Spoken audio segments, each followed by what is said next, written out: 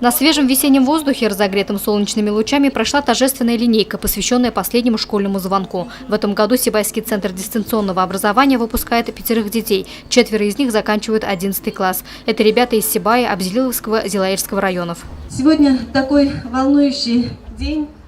И самые добрые, самые замечательные слова сегодня, конечно же, будут адресованы нашим выпускникам.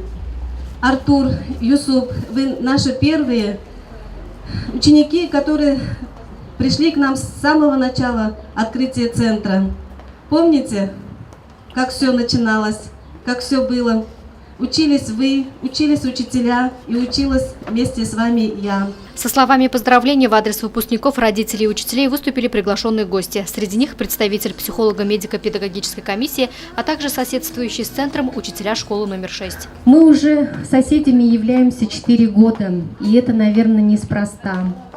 Потому что наше сотрудничество, оно имеет очень важное значение. Вы, наверное, будете удивляться, но для нас вот именно дети, ваши дорогие родители, для нас являются учителями. Они учат наших детей ценить жизнь, здоровье. Вы знаете, мы удивляемся вашему трудолюбию и радостному отношению к жизни. Поэтому сегодня я хочу вам пожелать от всего сердца, от имени нашего коллектива детей, учителей, большой красивой дороги. Родителям здоровья и терпения. Вы просто замечательные, золотые, самые терпеливые, лучшие родители в мире. Выпускникам мы желаем удачи, ни пуха, ни пера. Всем здоровья, счастья, мирного неба над головой.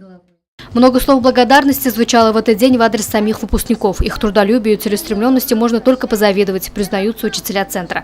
Как бы тяжело ни приходилось, но учащиеся уверенно и старательно шли вперед, осваивая навыки и знания. Труд учителей и родителей одинаково равен. То, какими стали сейчас ребята, это общий труд. Силами учителей и учащихся были подготовлены музыкальные номера, которые придали торжеству особую теплоту. Ребенок у меня стал очень сильно развиваться в лучшую сторону.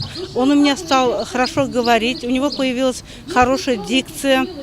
И благодаря коррекционной школе у меня ребенок получает очень хорошую динамику. Школа очень хорошая, педагоги все прекрасные, профессионалы такие. У него действительно тоже наблюдается динамика очень сильная, речь поставили у него, логопеды занимались прекрасно. Вот. Ему самому очень нравится заниматься, особенно ему нравится биология, география. Вот.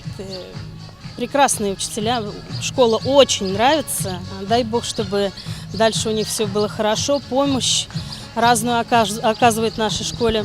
Сегодня в Сибайском центре дистанционного образования учатся 70 детей из районов Зауралья. Обучают ребят 29 основных учителей, а также педагоги-совместители, работающие с детьми на дому. Наши ученики, они чудесные.